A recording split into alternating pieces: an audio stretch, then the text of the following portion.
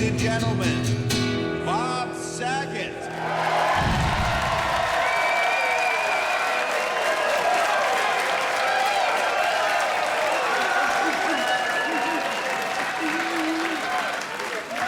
Thank you, Brooklyn. Thank you.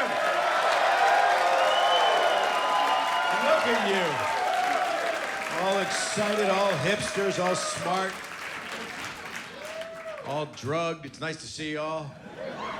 Stoned people in the audience, that happens. How many people are stoned right now? Are you like dealers? What is this? How many people are drunk? I prefer stoned people to drunk people because when the heckle comes out of a stoned person, when you ask them what they say, they can't recall.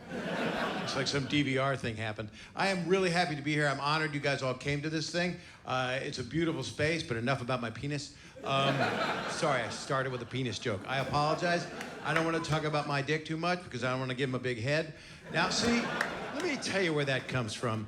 I'm on a plane and I write down a joke to make people laugh because the world is so screwed up and I can't watch the news. It's upsetting me. I'd rather just talk about everything below my belt and everything's just fine. People just laugh. But if I'm on a plane and I'm writing, I don't want to give my dick a big head, and there's a guy next to me, but he's not looking at my face, and he looks at the table, and he sees dick, big head, he's scared. He's fucking scared.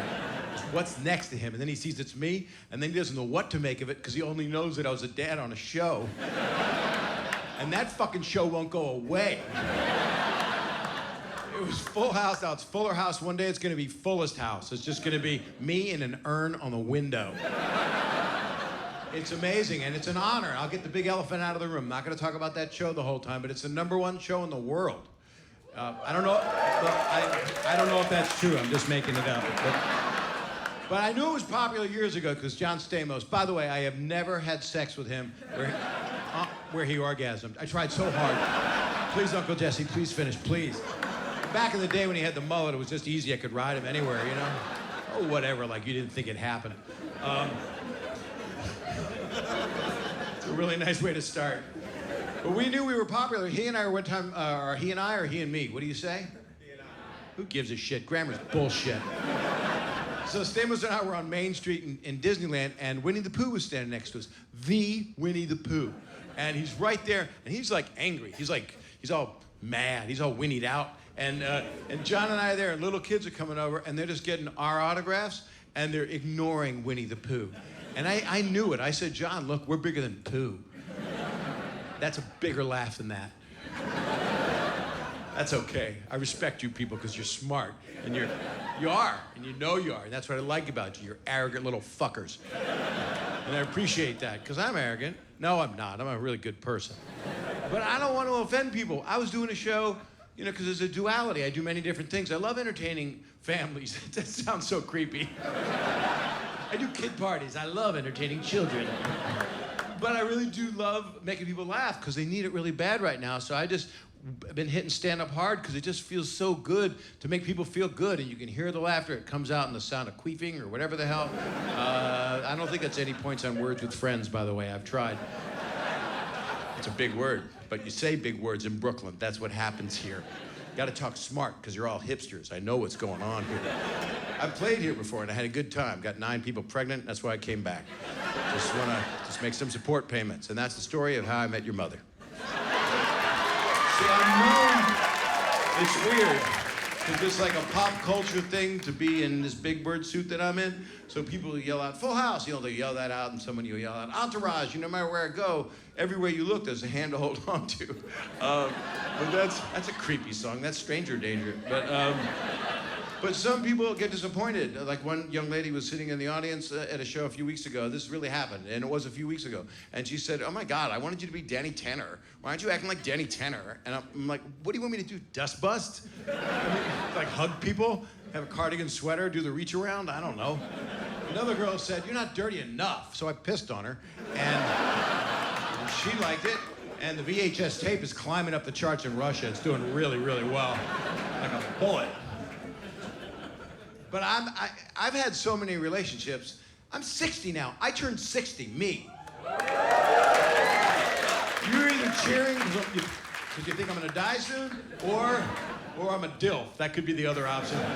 I'll go with B. But I mean, I don't even know what sex is anymore. I'm so confused. You know, first base used to be what? Handshake or what? Or a kiss? What was first base? What is it? A kiss? No, because I'm 60. It was a handshake. What I believe first base now is, it's anal sex in front of a jet engine. That's what I think it is. And then you end fifth base is a handshake. Thank you so much. That anal sex in front of the jet engine was awesome. Thank you. And I got a woman now. I got a woman. I'm dating a woman. That's right. She's grown up. You shut up. That's called great audience work. Don't do that. Don't just tell people to shut up. You had something to say. You have a right to say it. What were you saying? That's what you said. He's stoned because he went, "Hey, Bob," the first time. And then when I said, "What'd you say?" he couldn't remember because he's stoned. So he heckled back with, "Woo!" because he's in the backwoods. He lives in the woods. I can see you from here. You got a pretty mouth. What's your name, bro? You can talk to me. I was on the video show. Talk to me. Jake. Jake, that's a cool name. Thank you. All right, take care. I mean, what else do I want to know about him? He's stoned, he's here, he's in the back. But I got a woman now. I've been divorced 20 years. I have a great ex-wife. She's a great mama, baby mama, and she's a good person. Can't say anything mean about her unless you have an extra 40 minutes. And that's a joke. She's actually wonderful, and that's nice when you can be friends. Anybody divorced here? No, because you're 12. And that's why I like it, because it makes me feel like I'm doing something dirty. No, I don't want to be dirty. I want to be pure. I do. I want to make people feel good. I want to feel them around, put my pinky in their butt, you know. If somebody's choking, you give them the Heimlich maneuver, right? Anybody know how to do the Heimlich maneuver? See, it's important to know that. I don't know that. I came up with a Heimlich maneuver. If somebody's choking, I put my tongue in their butt and they throw up everything. And then I throw up, everybody throws up, and we're all healthy. It's purging. But you know, you go out and you want to make people laugh, and that's like the most important thing is not to feel the pain of our lives right now. And that's what my dad imparted upon me, and he never touched me. And we lost him, but we found him. He was behind the shed. I learned about everything late. So I learned about the facts of life when I was 9. Do you guys know how babies are born? I don't want to do a spoiler alert for anybody. Anybody learned about how babies are born before 9 years old? Good, good. You had appropriate parents. This is what happened to me. I was 9 years old. I was sitting in front of my house in Norfolk, Virginia.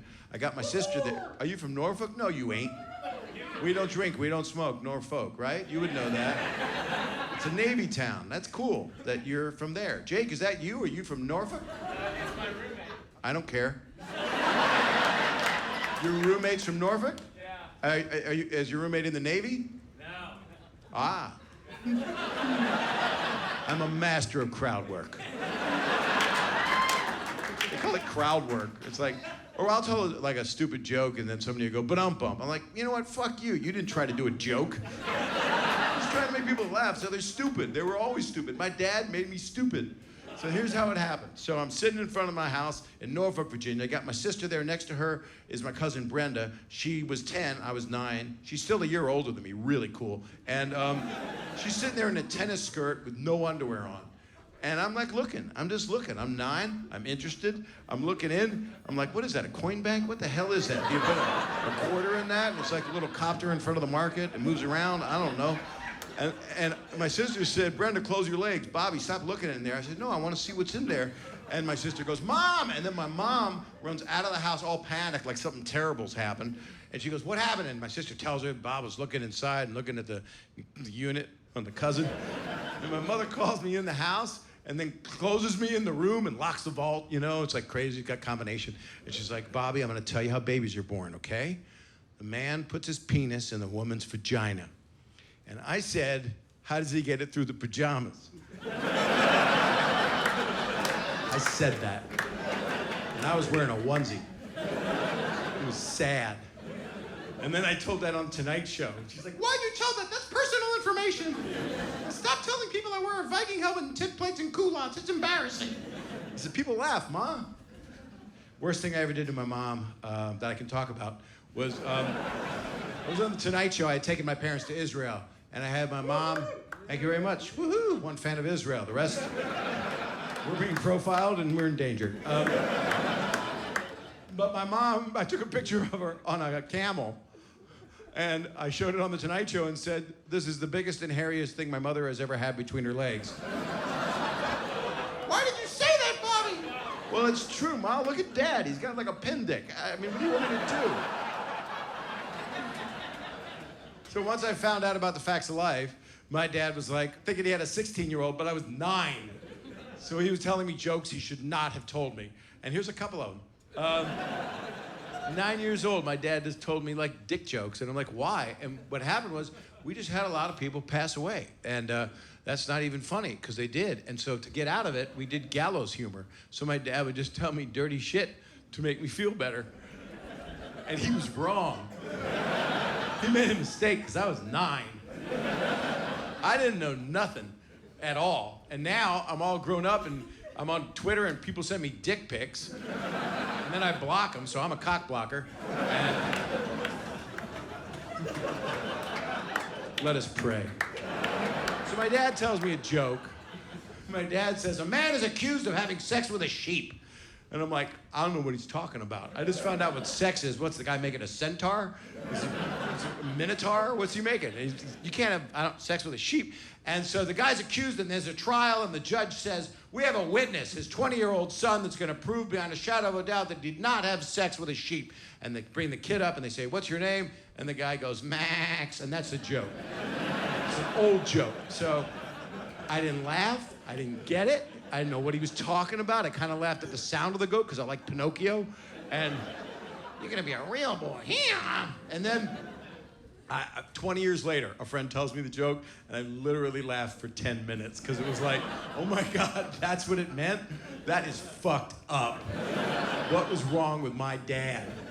And then he told me another one, similarly inappropriate. If you know, don't worry about it because people know it. Tarzan meets Jane for the first time and says, "Meet Tarzan, what name?" She says, "Jane." He says, "What whole name?" She says, "Vagina." What whole name? What is your whole's name? 30 years it took me to understand that joke. I had no fucking clue. So this, to me, I'm comfortable here. This is where I'm the most comfortable. This is like being in a living room with you people. I get to talk to you, I get to know about you. I know most of you are in rehab. I'm wishing you the best. But I mean, I get, if I'm dirty here, if I say anything that offends anybody, basically, I'm not like that in my real life. So what I'm telling you is I'm the only television father left that you can trust. That's what I'm telling you. I don't wear a cardigan sweater and have a pill dispenser and go, hey, hey, hey. I'm not doing that. Want a pudding pop? Now, Bill Cosby, I don't know if you heard about it with all that's going on. I mean, with all the politics, that's like a relief.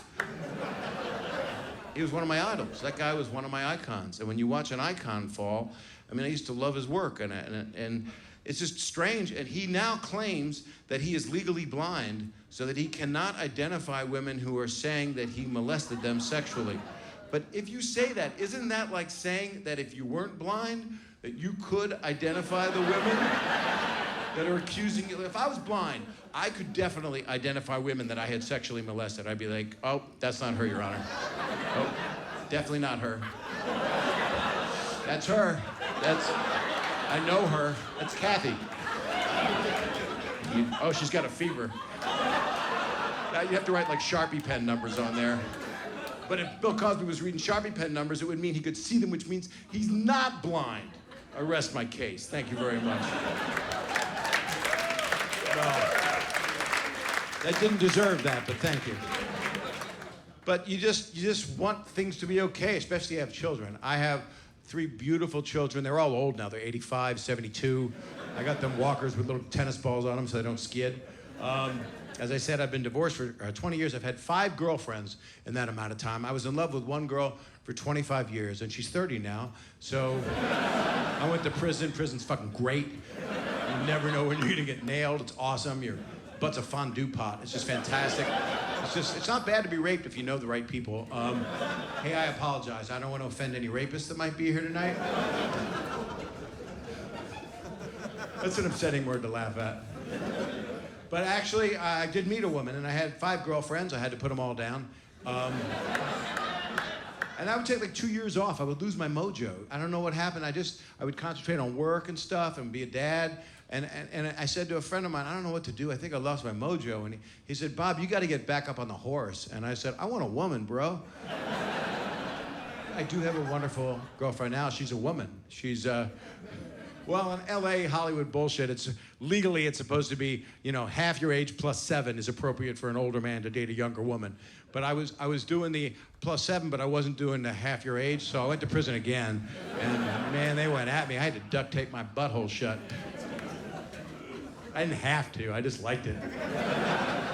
But this wonderful woman that I met, I'm laughing alone, I don't give a fuck. This wonderful woman I met, she's 37, she's grown up, and I wanted to buy her a nice gift. And I said, hey, I got a choice for you here. I can buy you a beautiful chest of drawers, or for the same price, I could get a vasectomy. What do you think? And maybe they don't seem to weigh out the same. And she said, let's just get the chest of drawers, Bob. And I said, okay, so I bought her this beautiful chest of drawers, and then I slammed my dick in it 1,500 times. Just so we both get something out of it.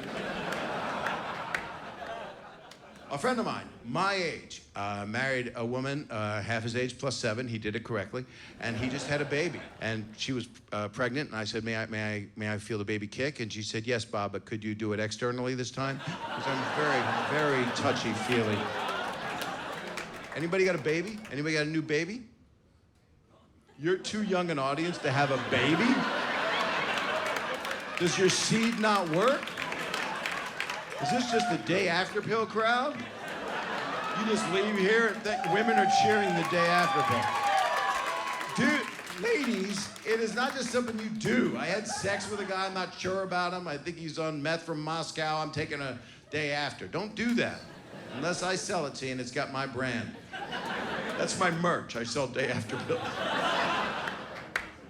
How many people were in love? Applaud if you're in love. That's nice. The enthusiasm is deafening. We're in love. We're zombies in love. Love's important. I mean, that's why I have been through a lot of shit as a stand-up, and you don't always get love, especially if you're a beginning stand-up. For 10 years, I was pretty lonely. I had a girlfriend, and then I didn't. And then I was working like the shittiest gigs, because that's how you become a comedian. So for 10 years, I was working in really weird places. I worked in a strip club once in Anchorage. And Jay Leno recommended it. He's like, hey, you gotta go. That's my Jay Leno impression. Hey, you gotta go to... I'm a great impressionist. You gotta go to this strip club. They pay cash. Seinfeld's doing it. I'm like, okay, I'll go. What the hell? I got no life. And so this is what happened. There's a stripper on stage. And I don't remember much about it, but she's there. She's got little easy bake oven pie pans over her nether regions, which I believe is near Finland, I'm not sure. And she's got scotch taped matches over these areas, and she lights the matches on fire, and then she does a little dance in her cocaine stupor, and then she just blows herself out. And she goes, and now the comedy of Bob Saget. It's like, fucking get me high and shoot me. I did another hell gig. This one's worse. It gets worse. I was in Cleveland. Really? Are you really from Cleveland? Oh, wow. What's your name? Sanyo. What is it? Sanyo. Sanyo? I'm sorry, you have to leave. That's like a Don Rickles thing. I just stole from my dad. We just lost Don Rickles, by the way. Give him a round of applause. Anytime I talk to the audience and I give them a hard time, especially, and you're Sanyo? S-A-N-Y-O? S-A-N-U? No, I'm sorry. It's spelled S-A-N-Y-O. For the purposes of this fucking special, I'm changing the spelling of your name. I can't make fun of your name. My last name is Saget. I can't make fun of you. But it's Sanyo. That's the right pronunciation. That is the proper pronunciation. Oh, Pepe Le Pew, you are so beautiful. I was talking about Don Rickles. I loved him so much. And we lost him too soon. He was funny as hell. He wasn't mean. He would talk to an audience. He taught me that you talk to an audience, you give people a hard time, but then you do something nice to them. Like you're laughing, you're not offended yet. You will be. But when I bring you up here and strip you naked, you're not gonna like it. And I hit your bare buttocks with a cat of nine tails. I'm not gonna do that. I don't wanna see his buttocks. I wanna see his back. But Don, I directed in the movie Dirty Work, which is a Norm Macdonald, Artie Lang movie. Where the fuck were you guys opening weekend?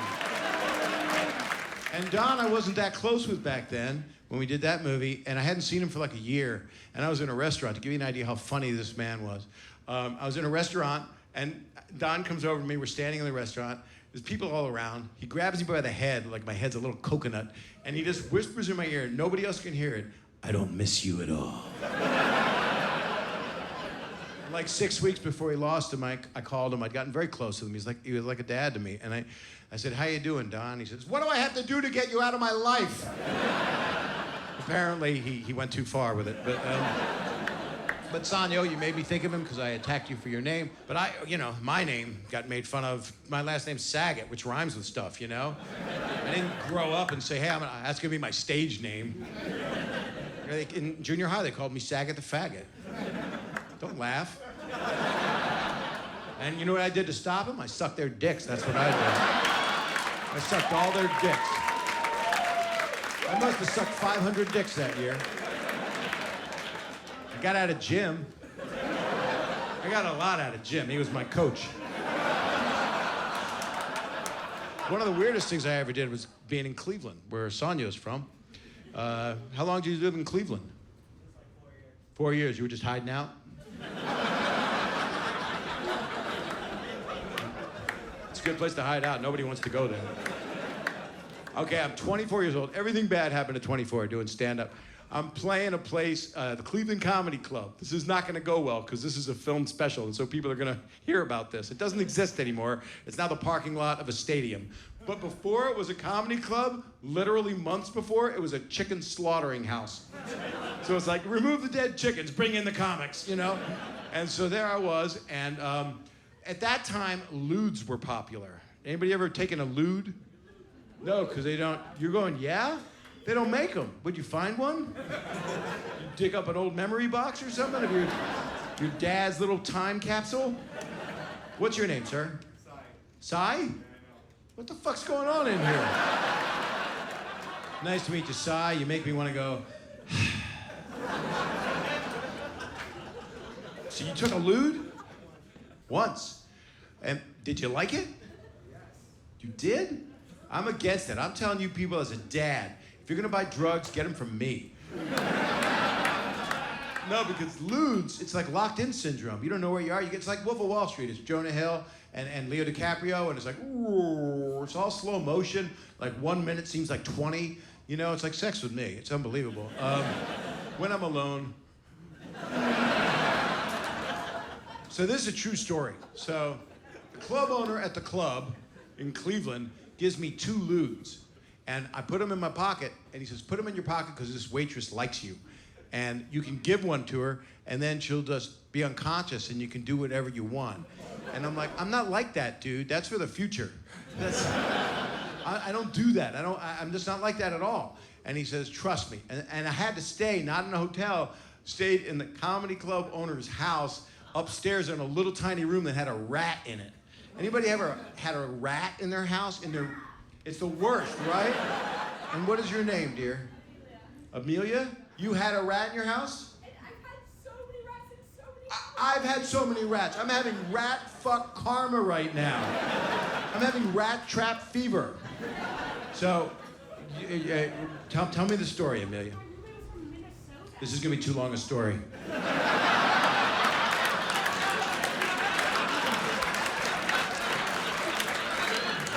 I'm right here for you. I'm right here for you. It's just you and me and all of the people. Anyway, end of the story. Is the rat gone? No, I woke up the other day.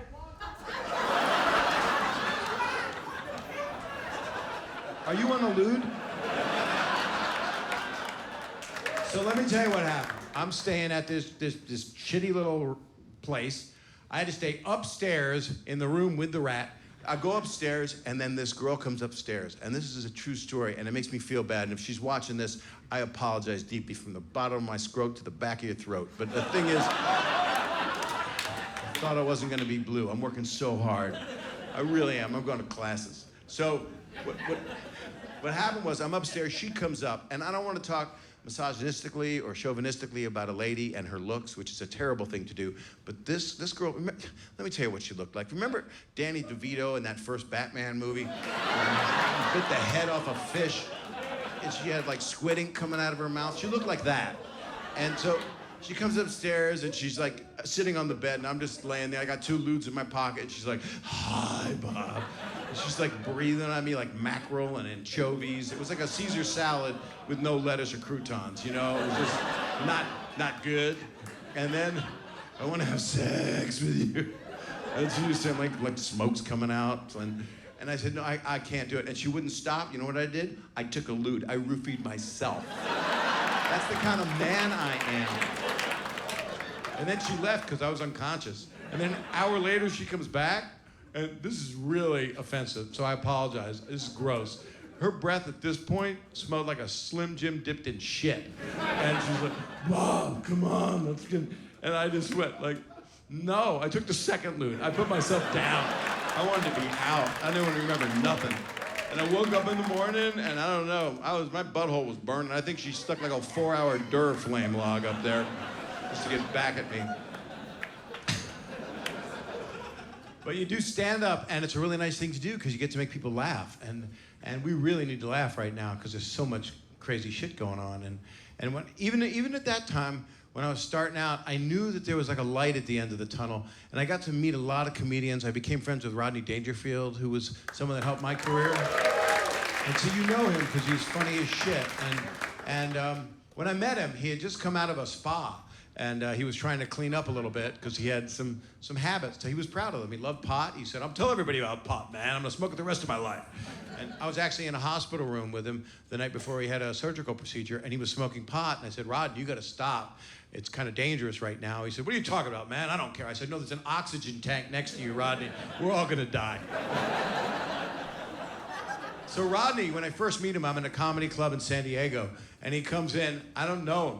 And he goes, "Man, I don't know how I'm doing it. I'm supposed to be in a spa, and I'm doing no coke, no booze, no pot, no pills." And I'm like, this guy's fascinating. And then he said, "I've seen you on TV, man. You're funny, man. You got a Jew head. You know what that means? You're fucked. You're fucked. You can't stop thinking. You're doing jokes all day long. You're fucked." And I'm like, I got a new friend. Gets me.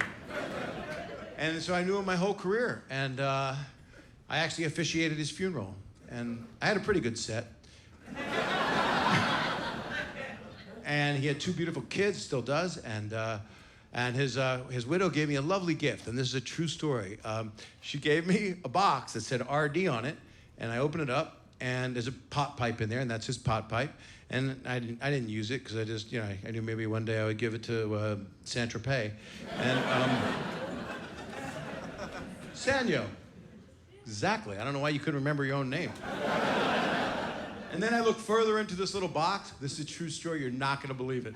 There's a bottle of Viagra, and it says Rodney Dangerfield Viagra. That's a $2 million eBay item right there. And there was 1 pill in it that was 10 years old. People, don't take a 10-year-old Viagra. I'm telling you right now. Has anybody ever taken Viagra here? Someone said yes on television. Most people would never say a word because if they're with someone that they have sex with and they go, "Yes, I take Viagra," they go, "What the fuck?" I thought those were real erections. No, honey, I use a pipe cleaner and duct tape to make it dog leg left. Sir, you have taken Viagra? Where are you? Raise your hand, sir. Raise your penis. And what is your name, sir? If you say Sanyo, I'm gonna shoot you in the fucking face. What is your name? Jack? That makes sense.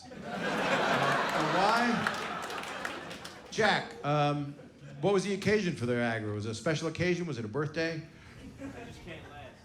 You can't last. This is amazing. We're on television. This is fucking awesome. Jack, you're sitting here like a jury in the OJ trial right now. You're telling a room full of people that you just can't last. That's just, and you got a little Jake Gyllenhaal in you. You got it going. Is that how you say his name? Gyllenhaal? Gyllenhaal? Is it Gyllenhaal? Don't matter. He can't get a hard on. Who gives a fuck what Jake's name is? You're a good-looking guy. You can't last. You take them right, though. You take them orally. Don't put them in the pee hole, because I call it a pee hole, by the way. It's going to be in my TED Talk. I know it's called a urethra, but she's my favorite singer, and she's retiring. So, well, here's a story that happened to me. I had never taken a Viagra before, and so I had a bottle that said Rodney Dangerfield Viagra with a 10-year-old pill in it, and I was in between relationships, and I was in a bar. This happened about 8 years ago, I guess. And this girl says to me, come on, let's go to your house. Let's hang. And that's what, you know, a millennial says to an older man. Let's hang. All he does is hang. He can't get it up. What am I gonna do? I feel so bad for you right now.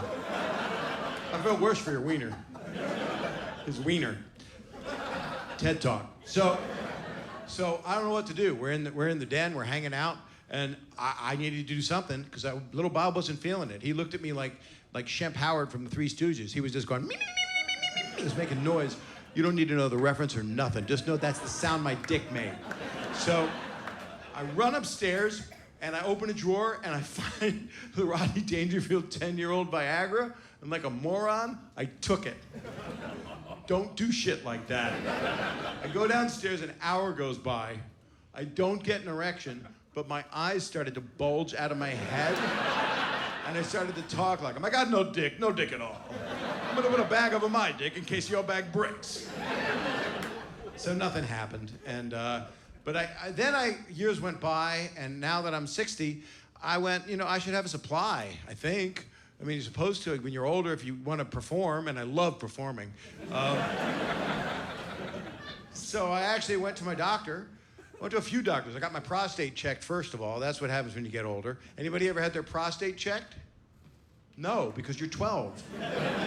I had it checked. Is it a bad prostate exam, doctor, if while he's giving it to you, both of his hands are on your shoulders? Is that a bad doctor?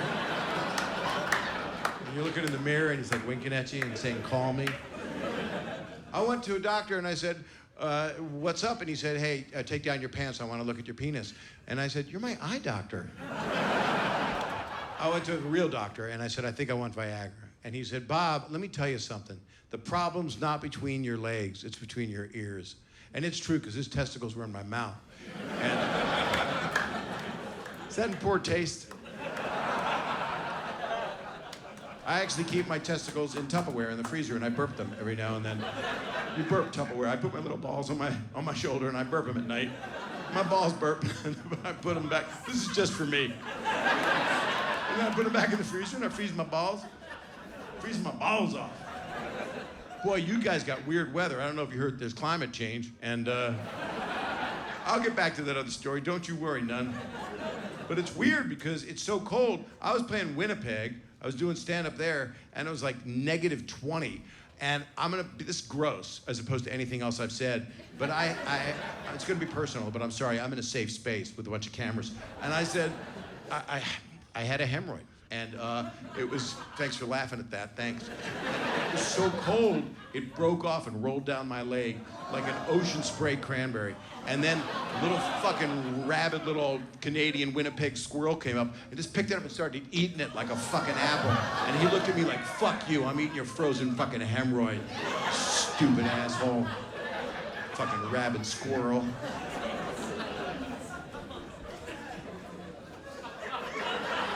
Shouldn't have told that story.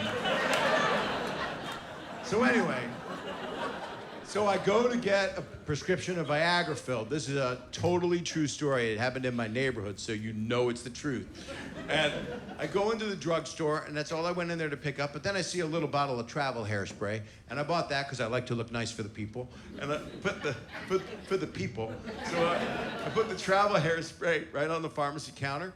And then I said, I'd like my prescription, please. And she puts the Viagra on the counter, and then she was cool about it. She didn't yell it out like you see in comedy movies that rip off Woody Allen. And she said to me, okay, with the copay, your prescription is $1,200. $1,200 for Viagra. And I went, no. I had righteous indignation. No, no. I'm just gonna use the hairspray. Thank you very much. I didn't realize that came out weird or what she thought, but she's like staring at me, creeped the fuck out. She's thinking, that what I'm saying is that instead of Viagra, I'm just gonna take travel hairspray and just do it up. Just frickin' get that thing all just gleam the cube. Just shellac that fucker. Just get a lathe. Just get a Build-A-Bear hat, put it on the end of it for Lent. And so I didn't get it, and I just, and now I met somebody that I don't want to talk about because I would never talk about my problems like you in public.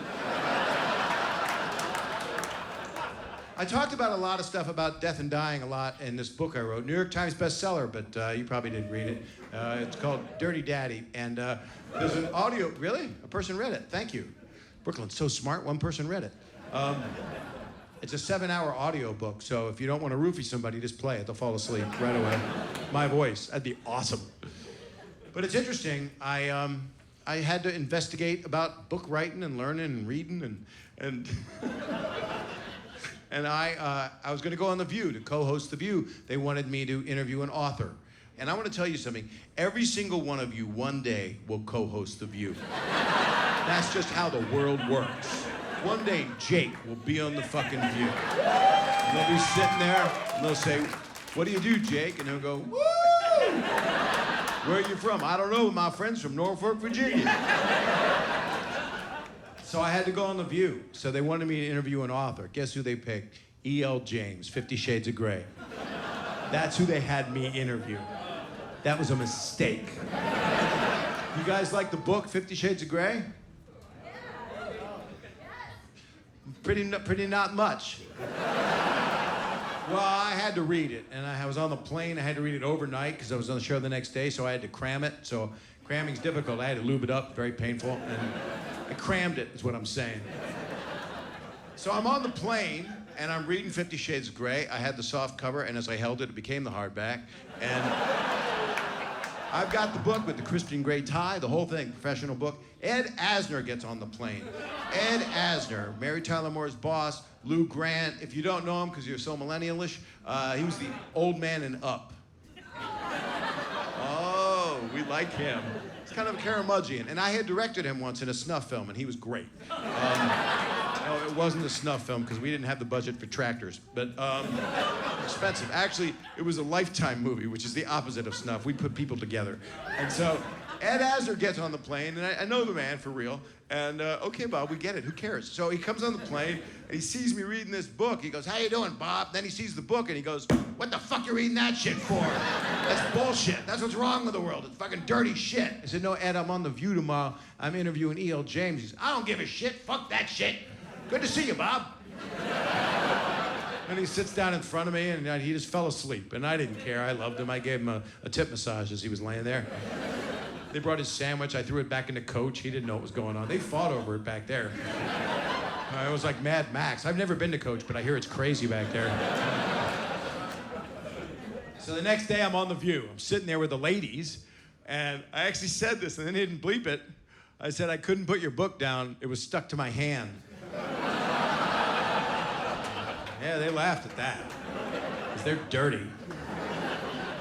So people tell me jokes all the time, which is like a nice thing. It's nice if they're good jokes, and it's an exchange program. Russell Crowe came over to me. You like Russell Crowe? Yeah, I like him. I like name dropping a lot. I'm a real showbiz asshole. But I really like Russell Crowe, and he's really cool. He came over, he had numbers and letters floating around his head. He's got a beautiful mind. And he comes over and he goes, "Hello, Bob Saget. I'm Russell Crowe."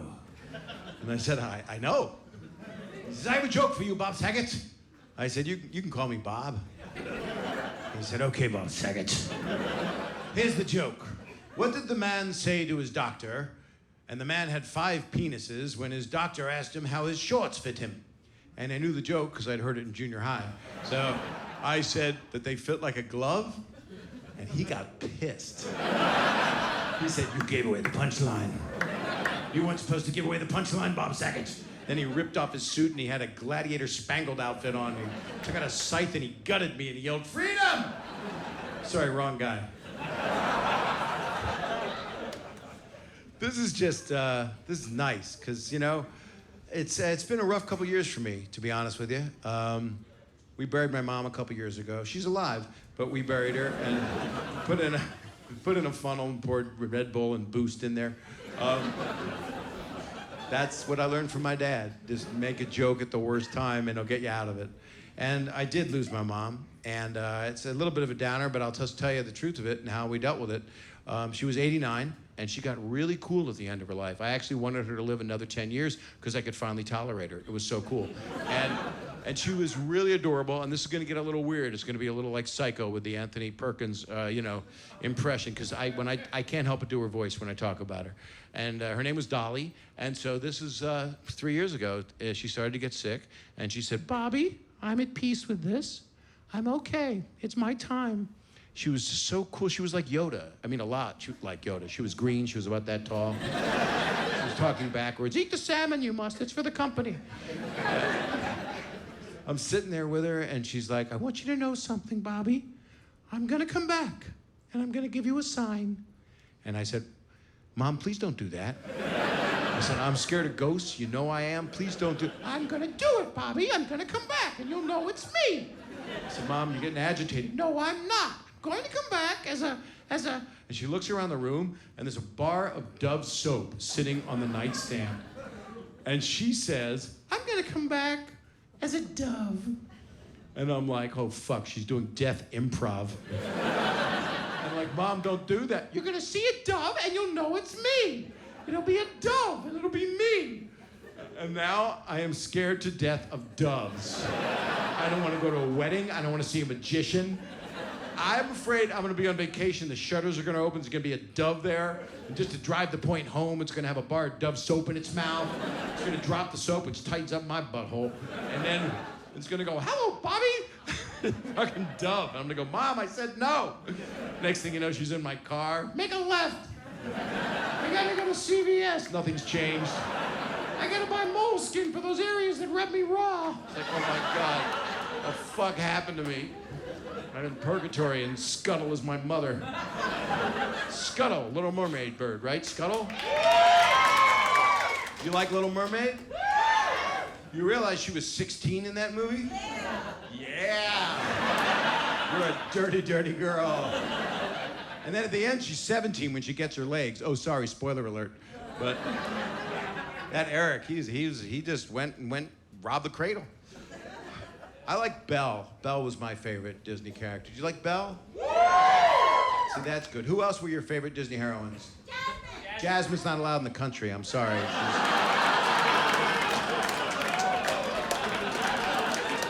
I didn't do it. Who else? Who else did you like? Mulan. Mulan's at the airport. She can't get in. We're waiting for her papers. Pocahontas is not legal. She doesn't have paperwork. She's not American. You know who Bill Cosby's favorite heroine is? It's Sleeping Beauty. That's the joke that fits right there. You are such a nice audience. I did not expect you to be such a nice audience. I thought there'd be some assholes in here, but there just aren't. Jake. Hey, Jake, want to do me a favor? Jake, why don't you come up here? Come on up here. Just go on the side. Follow this guy, and I'm going to get a stool. I'm going to get a stool. I can't believe I'm holding my stool in front of you. That's right, I did a stool joke. What about Jake right here? Is Jake coming up? Wow. You're exactly as I pictured you. Hey, thanks for coming up. Must be really hot outside. It's a pleasure to meet you. I don't want to give you difficult. I like this just in case you're really late tonight. You need them. Yeah, so I can. Why don't you sit there on this thing that's been cleaned? You're not as I expected you. But you look like you could be related to me. You look like you'd be my kid. Sure. And you... This is not what I expected. And you... Where are you from originally? Dallas. Ah, and when did you come here to Brooklyn? 3 years ago. And do you love it here? Mm-hmm, I do. That's good. You're not trashing Dallas, are you? No, not at all. Don't do that, because that state can secede whenever it wants. You know, sometimes I'll talk to somebody in the audience and they'll yell stuff out like you were, and then it makes me feel, like I want to parent them, like I don't want to teach them something, Because all the time when I was on that family show that's still on, because it's never going away, I would talk to my daughters. And when I had stuff to talk to my daughters about, I would sit them down. And as I would talk to them, it was like a morality play. All of a sudden, like synthesizer music would come in. I can almost hear it now, like you're one of my daughters, like you're Michelle or DJ or Steph. There it is. And that's background music that helps you teach something to somebody. Now, do you have a career you like? Do you have a job you like? I'm an actor. Are you acting like right now, like you're wearing clothing this evening? I am. Well, I wish you the best with acting, because as you know, most people have a huge success rate in it. And I don't want to make funny. I want to talk to you just about a couple of things here. What would you say is the craziest thing that you've ever done in your life? Been on stage with Bob Saget. So you are in the moment, my friend. What's the craziest thing you did as a kid? Because I was like crazy. I was like a dry humper. I didn't mean to say that right in your face and look at you. That's creepy. Creeped me out, creeped you out, creeped everybody out. You ever do that when you were young? Did you ever do the dry humping? I did. Shame on you, on television, telling everybody. How old were you when you started? 14. You finished yesterday. You know that's dangerous. Now this music, it's like a public service announcement for you right now. Like I would go on with a commercial during Dancing with the Stars. Hi, this is Bob Saget with a public service announcement. Don't dry hump. And let me tell you why, and you didn't know this. 14 years old, you say? Mm-hmm. You can wear the skin off your wiener. That's a truthful thing. And if that's right. Someone's really laughing heartily at that, which makes them strange. But if you wear the skin off your wiener, if you look up skinless wiener and you Google it, it just shows the thing on the grill that's falling apart. And let me tell you something else. Have you ever spent time out in the woods? You can tell me, Jake. I have. I feel like I know you so much right now. You spent time alone in the woods? No. So people watched what you did in the woods? Yes. You're a bad boy. Let me tell you what never to do. And if people are watching this and you got like a 14, 15-year-old kid at home, you tell them not to do stuff in the woods. Not to dry them, because you could go up to a tree and you see a knothole in a tree and you're all by yourself. That's a knothole. That's not a hole. Kids at home, that's not a hole. You don't put your wiener in that hole because you don't know what could happen. Now stay with me on this because I'm not quitting. If you got a hole in a tree and the tree's in the ground, that's a whole song. Don't touch me. And your wiener's in the hole. You know what can happen? I don't. Grubworms, ticks, all kinds of bugs. Ladybugs can go right in your little pee hole, TED Talk. They can go right in there and you can be ruined. What acting? Oh my God. What an actor. But it's true. It's true, you can be ruined. And if there's sap in the tree, it'll cauterize the end of your wiener. And the next thing you know, one of your balls just swells up like a cantaloupe. And then you're home on like Yom Kippur and it pops open. And then you're ruined. That's only if you're celebrating Yom Kippur. Because you repented. So don't do it. I just scared the living shit out of you, didn't I? You actually did. Well, I can't tell you how much I wish success for you in acting, because I don't want to. Is there anything else you'd like to say to me at all before I ask you to get the hell out of here? No, thank you. I want to thank you, and you know what I wish for you in your future is clothing. I wish clothing for you. Give him a big round of applause. He's a nice man. Thank you. Take care of yourself. And fucking get dressed next time you come to a show.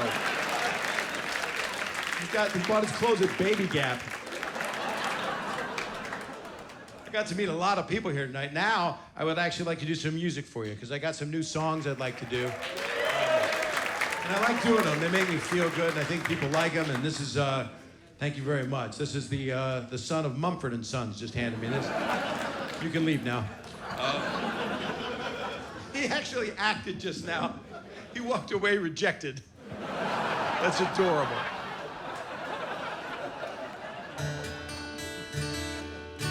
You guys are incredibly nice. Honestly, I really love being here. I'm not fucking around. It's just straighten myself. This song I wrote. I have a lot of new love songs, and they're all offensive. And I hope you like it. This is a new one. They're all new. What the fuck? And here it is. I recently dated a woman. We went to dinner and then to a bar. All she wanted to do was arm wrestle. She kicked my ass and lit up a fat cigar. She was so sweet, so kind, so full of ambition. And as we tapped our champagne glasses, she said, I have something to tell you. I'm in transition. She was transitioning, not a matron nor a mate. She was transitioning. That put a skid mark on our date. I didn't judge her, and it would have been rude to go. Her name was Helen. She said 6 months ago it was Joe. But we had fun, we talked of love, what life's about. How the thing she wanted most was to turn her penis inside out. That's when dessert came. Our date was coming to an end over the cherries jubilee. We decided we'd be better off as friends. Funny, she was my type. I mean, anatomically, almost my type, completely. Common interests, we had it all. And as she held me hard goodnight, she said she really had a ball. 2 of them, and they were like wiffle balls. They were firm. They dented me. I had the ice. She looked like Brooklyn Decker, except she had a pecker. And I always will respect her. Invited her to my next show, and that's the story of a girl named Helen who 6 months ago was Joe.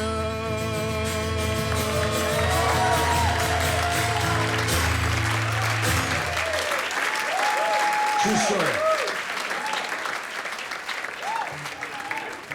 This is a song I wrote just for tonight. Yep, that's right. Yeah, I wrote it on well, it started on a plane. I was on one of those small planes. I was in first because, you know, I got no choice. And I had a Bloody Mary, and the flight attendant seemed kind of cute. And I was in between relationships because I'm not a cheater at all, except for the people that I cheated on. And no, I'm not. Don't cheat, by the way. Don't cheat. Does anybody here cheat? This has turned into a church revival. So I wrote this song, and I got a crush on the flight attendant. I don't know what happened.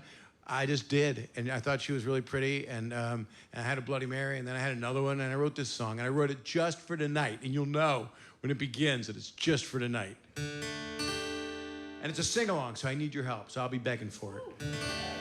I got on board, was looking forward to my show in Brooklyn tonight. See, Brooklyn. See? That's right. Show the enthusiasm for your town. I sat in first class, but it smelled like ass of the old man to my right. But I forgot about that old man stink when a pretty lady came over and said, hey, Bob, would you like a drink? Her hair was blonde and her shoes were pink. The girl who wore the wings. Reached across, pulled out my tray, handed me a warm washcloth. She said, I always give these to my man. I like to wipe him off. She gave me nuts, they were heated up. She said, I assume you like yours hot. That stopped my heart, and I heard a fart. The old man's pants were sharded. Everybody sing. The old man's pants were sharded. How did you learn it that quick? You're geniuses. The old man's pants were sharded. You sound like angels. The old man's pants were sharded. The old man's pants were sharded. Now it's sad first class. Smelled like boiled egg gas. She asked me if I'd like some cheese. I said, no, I'm good. But if you could, bring him a diaper and some Febreze. She got down low so I could hear. She said, I've seen stranger things. I knew a captain whose pants were crapped in. That's how I earned these wings. Everybody, the old man's pants were sharded. Sharded is a combination of shit and farted. The old man's pants were sharded. Tell your kids one day. The old man's pants were sharded. Oh, it's like a church revival. The old man's pants were. Here's the romantic part. But that man's shart, that's the romantic part, was the very start of our flight attendant fling. His soiled pants got me my first dance with the girl who wore the wings. The girl who wore the wings has smelled most everything. I mean, think about it. She's in a jump seat right next to the crabber. You never know, Jake could be sitting in there eating a Subway sandwich, just blasted all over the walls, sitting there stinking up. Now she smells like Jake's butt, and I'm still attracted to her, which means what? I'm attracted to Jake's butt? That's fucked up. Always had a thing. Give Jake applause for the good water.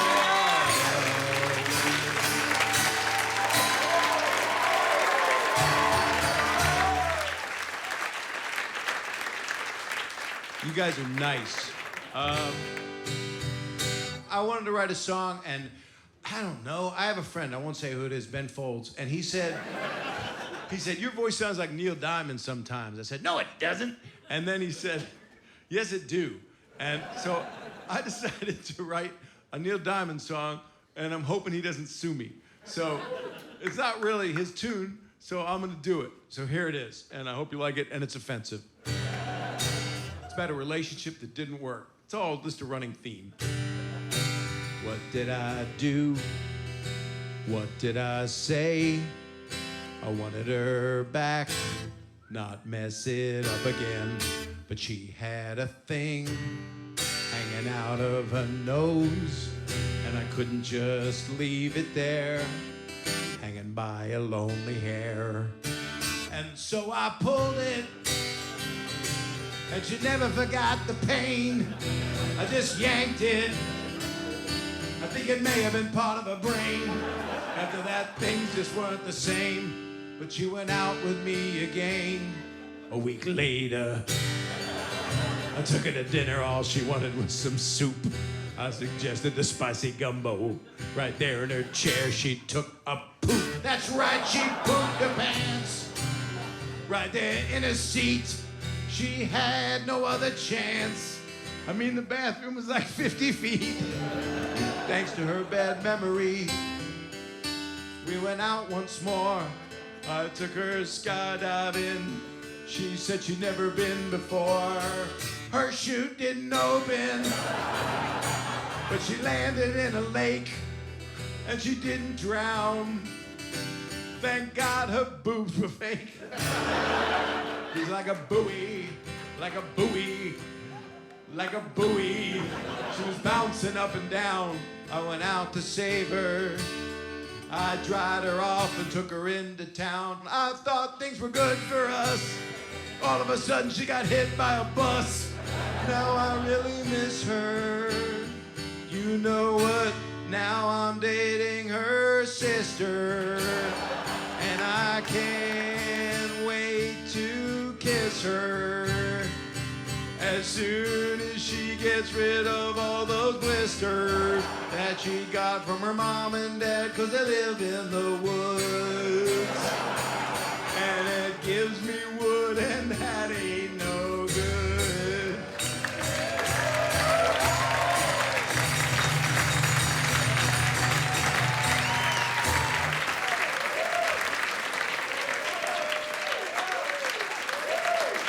Thank you. Anybody drinking and driving tonight? I'm sorry? Subway. You're gonna drink in Subway. Well, I hope you have a good time on that Subway. You people don't need me anymore. So this is, what, bro? We always need you, man. You always need me? Well, then I will always be here for you. I love you too. You're awesome. You're just awesome. You made this a really fun special. I've never had an audience chant Bobby. Who's the guy that was the dad? guy that spanks your ass. No. This song is called "We Gotta Be Kind to Each Other," and that's your chorus. You're gonna say that if you would, because it's about trying to just make people have fun and have a good time and get through this life that can be difficult at times. So I wrote this song. Kind of want to do my own "We Are the World," if you will, or "Give Peace a Chance," you know, something like that. So this is it, and I hope you like it and enjoy it thinking about it on the subway. Here we go. I can't watch the news, yet every night I do. I don't know what's real or fake, but I know what love is and hate's a mistake. And I don't want to judge anyone, cause judging's mean. But we gotta be kind to each other, whether you're purple, pink, or green, like my penis. That's not true. I do not have a green penis. It was one Easter, I was in between two eggs, and I was just painting it. That's not true. I fucked a turtle. Here's the chorus. We've gotta be kind to each other. Go. We've gotta be kind to each other. Love you. We gotta be kind to each other. We gotta be kind to each other. Our kids are hearing lies, and they all need the truth. Everyone's a spy. Even Jake's got Russian microfilm hidden in his meth-rotted tooth. So I don't know. Maybe you don't. Women deserve equal pay for the same job as a man. But if she brings a donkey in the room, I'll throw in an extra 10 grand. I've done it. It's not good, because they're big. Donkey, you don't want to be around that. It's got like a kneecap in the middle of it. We gotta feed our tired, our hungry, and our poor, and stay away from the woman next door. I didn't, and my wiener's still sore. That's how it got green. That's what it was. We gotta be kind to each other. Take it. We gotta be kind to each other. Yeah, we gotta be kind to each other. We gotta be kind to each other.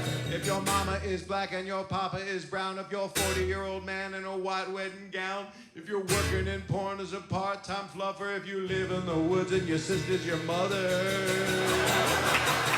We got to be, got to be, got to be, got to be, got to be, got to be, got to be, got to be, got to be, got to be, got to be, got to kind to every single motherfucking one of us, except Jay, because he's a douchebag like no other. That's not true, because I love you, Jay. Love you so much, even more than my own family. I love the way you dress. I love the way you don't dress. I love all of you. I love Sanyo. I love the guy that can't make his dick work. I love all of you, all of you, all of you, all of you, except for two of you and that poor fucking loser that's got to take the subway. We gotta be, gotta be, gotta be, gotta be kind to each other.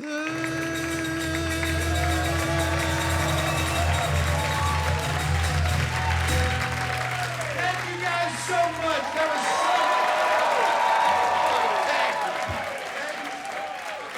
Thank you, everybody. It was so much fun. Thank you. I appreciate it. Sonia, you're the man. You're awesome. Thank you so much, everybody. So much